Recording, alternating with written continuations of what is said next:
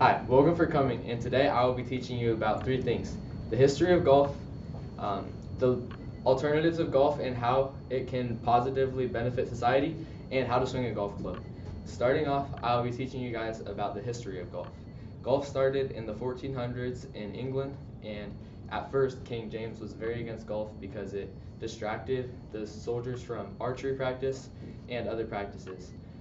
Later on, that was overturned, and people started to fall in love with golf. The first golf club was created in the 14th century before the game of golf even started, as it was used for a croquet but was like disformed. So they started golfing.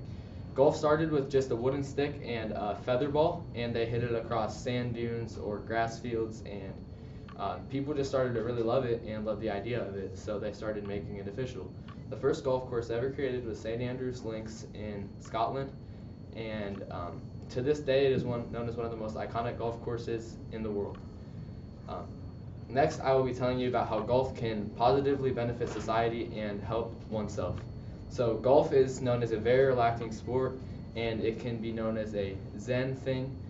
Flow state is a very popular term when used in golf because if you're playing your best, you feel like you're in flow state. You'll get consistent, you'll play better, all that stuff. Golf can be used as like a getaway from like stress in your life. If you're golfing and like a lot of stuff's going on in your life, you can just block it out and have fun with your friends, or you can play in tournaments and always want to get better in practice. Next, I will be teaching you how to swing a golf club. So this club I have right here is an 8-iron. This club has 42 degrees of loft, and it is used to get the ball in the air. The average tour distance carry for an 8-iron is about 165 yards. So first, I want to start by teaching you how to hold the golf club. First, you're going to put your left hand on the bottom of the club if you're right-handed. If you're left-handed, everything's going to be opposite. You're going to put your left hand on bottom and leave your front finger or your pointer finger up. Left-handers, it's just the opposite. So you're going to do this. This is called the interlocking grip. You're going to interlock your right hand with your left pointer finger, and you're going to make it to where this little V created by your fingers is pointed at your right shoulder, and same with the left hand. Then you're going to start by making sure you're lined up at the target. So my target is right there, so I'm going to make sure my feet, the line across my feet, is straight on my target. Next, I'm going to be teaching you about the 4 takeaway positions and then the impact. First, you're going to start by taking it back with just your body. Your shoulders aren't going to turn, your legs aren't going to move, just your arms, taking the club back. Your second position is when you're at parallel with the ground, and your club should be parallel with your feet in a straight line.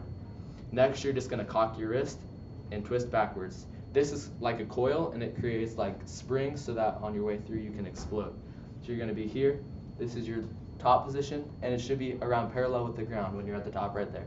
And then after that, you just unload it all, and you should throw the butt of the club at the ball, straight into the ball. After this, once you have everything lined up and you have that coil, if your club face is square with the target, as in straight, it should go straight at your target. Next, I don't have a putter, but some people do putt with their club, so I'm going to teach you the most important thing in golf in my position is putting. So what you're going to do when you're putting is you stand closer to the ball with your nose right on top of the ball. You're going to hold it just like any other club. Some people prefer grips like the claw grip, where you hold it like this for better speed control, or they're going to mount it to their chest. So you're just going to stand with your nose over the ball, and you're going to take a stroke as far back as you feel the distance is to the target. So today we have gone over how the history of golf, how golf affects you in a positive way and it can impact society, and how to swing a golf club.